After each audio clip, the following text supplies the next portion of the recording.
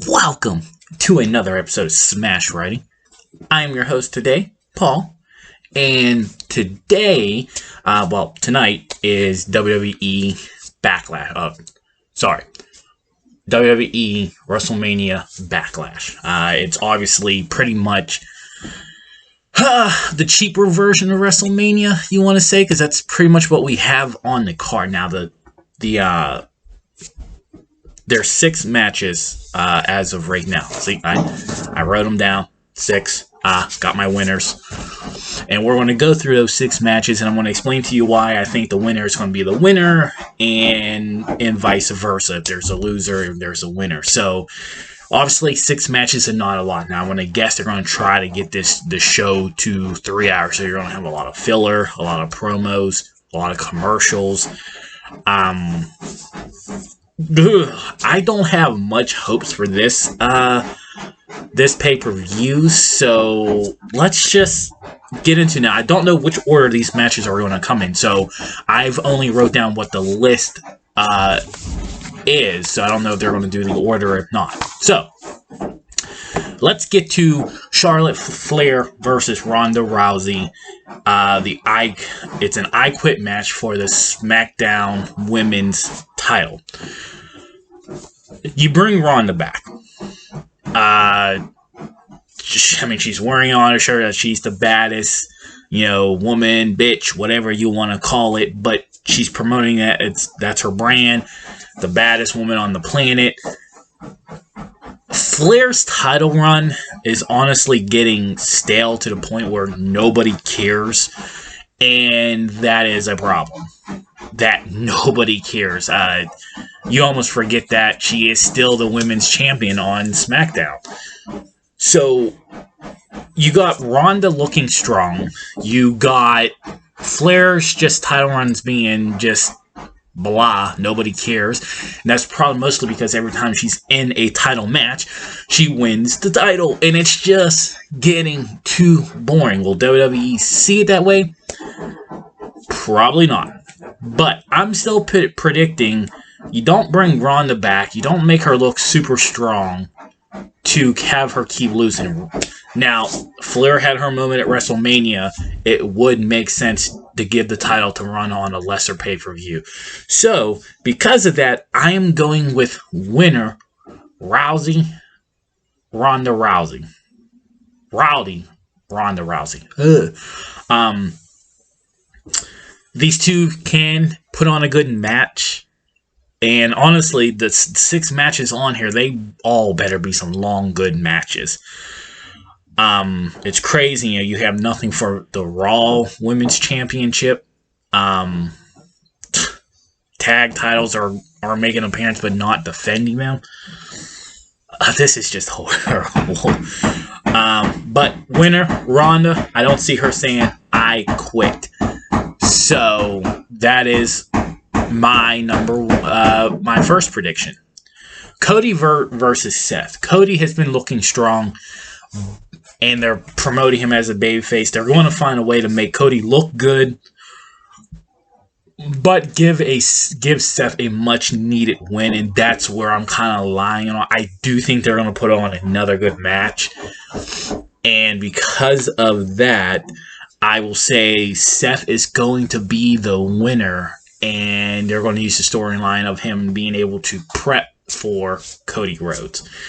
Doesn't make Cody, as long as they don't make Cody Rhodes looking weak, because the idea of it is he comes back on a big time contract. We all know that the way he left and his time in AEW and everything else like that, no doubt he has built a brand for himself. He's going to win the title eventually. But they can still ride the waves of making him look strong and still take an L on this one. Seth, you want to build him up, keep building him up, so you're going to give Seth the victory with Cody looking strong. I hope there's no disqualifications and make a 3rd pay-per-view in a row of one of these matches. Just enough. This Backlash is the leftover WrestleMania drama. After Backlash, it should be a fresh start. So, match number 2, Cody versus Seth, giving it to Seth. interesting. The next match is Drew McIntyre and RK Bro versus the Bloodline. Now, people, I was expecting a unification match of the tag titles, which right after WrestleMania, it seemed like they were promoting that idea. Then somewhere along the lines, they said, we were never really going to do that, so let's just make it a six-man tag match. Six-man tag match. Why? You now literally have nearly all of your major titles just in this match and on this card, and they're not being defended? Really? But nevertheless, I do think the winner is going to be the Bloodline, because they're going to obviously promote the idea that they're the most dominating force in WWE, and you don't want Roman to be pinned or anything like that. And then it's going to probably promote up the storyline, maybe one day of unification match between the bros and the Bloodline with Jimmy and Jey Uso. I don't know, but nevertheless, I am going to go with the Bloodline. Just because it seems the most logical choice, that they want the Bloodline to look strong and not taken out, at least not right now. They're going to make Drew McIntyre and RK Bro look strong, extremely strong, and there's probably going to be some type of interference with Paul Heyman to justify why Drew McIntyre and RK Bro didn't win the match, though they look strong. They might promote the idea that, Drew is not part of RK Bro, so it's they're just coming together and they gotta try to feed off each other. The announcers are gonna make 100 excuses why RK Bro's not gonna win the match to give them the physical appearance of looking strong, which they are, but giving the victory to the Bloodline. So I'm predicting Bloodline. Next match up, match number 4, and that is AJ Styles versus Edge, with Damian Priest being banned from ringside. I predict AJ is going to win the match. What I don't quite understand just quite yet is how he's going to win the match. Is it going to be a disqualification because somebody else is going to interfere with the match on Edge's behalf? He's going to have somebody in the ring. They gotta make this pay-per-view interesting, and it's not. Trust me, I'm struggling. I made these predictions and I'm struggling with it. I do think AJ is going to win the match. But somebody else is going to be introduced into the group, and Edge's group, so it's going to be a disqualification. I'm not a fan of disqualification matches, just because AJ is rising up to the next big baby, top baby face. He's going to be competing for a title eventually. Edge is being one of the bigger name heels. But this Edge heel turn is still relatively new, and the Judgment Group, or whatever they're calling themselves, with him and Damian Priest, are going to add a third member, so the build-up is still there. So this would be a kind of like a devastating loss for both. So that's why I want to say it's going to be a DQ disqualification, with AJ being the one that's going to get the win. Tough to say that, but that's where I'm going. The next two matches, the two final matches, like I said, this is if they don't add anything. That's why I want to do predictions literally the day of, but they could change it. But the final two matches are Ugh, boring. Happy Corbett versus Madcap Moss. Automatically, I'm going with Madcap Moss. I don't think Corbett's stock. They had such a good storyline with him being just down on his luck. It was very entertaining. It probably deserved a bigger push. And then Madcap coming in and giving him all this luck. And then now he's changing his mind, and because they haven't had much luck. I mean, it's nothing against Corbett, and it's nothing against Madcap.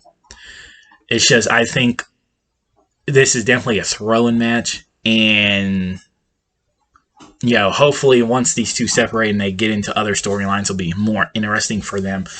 But because of Madcap's new turn as being a face, a baby face, I think he's going to get the victory.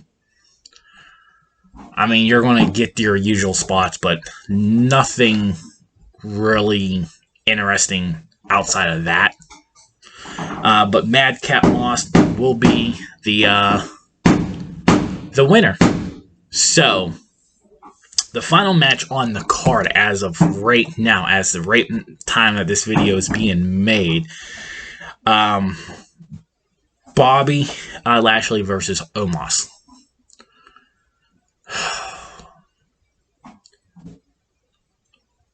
Omas is a giant, and I know Vince loves giants, but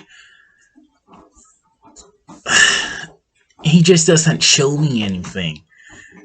I mean, yeah, this is his first real, probably solo storyline with going up against Bobby, and they're promoting Bobby as a face, so they're obviously going to kind of play in this David versus Goliath, though Bobby should not be in that type of category. Bobby is a monster himself, the almighty Bobby Lashley. He is a beast amongst beasts as well. He is not a David. I am giving the win to Bobby. If Bobby does actually win the match, I'm kind of curious to see how both wrestlers will turn. We'll be going forward what their next storylines is. Omas, as I said, it's just not that he's like completely sloppy. I mean, we've seen worse. We know there's worse. But,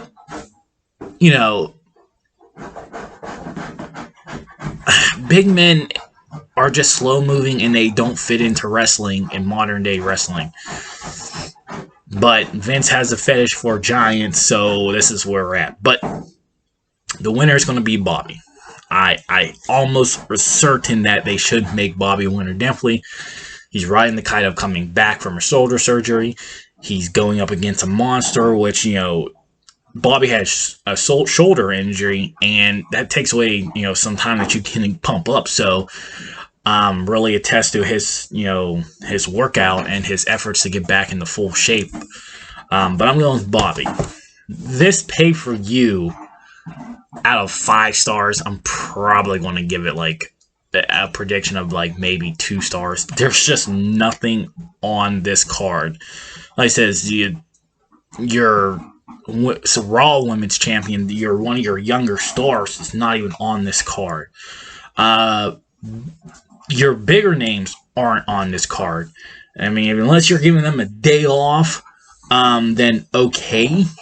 But 2 out of 5 stars for this pay-per-view. Now, I want to keep doing, whether it's me or Justin or both of us, I want to keep the predictions going. So, wrestling prediction is going to be a thing. So, but until next time, and let's see if how many we get right. I will tweet my results out of 6. Hey, if I go 6 for 6, you might want to get me involved with gambling here. If I go 1 for 6, then I just suck. But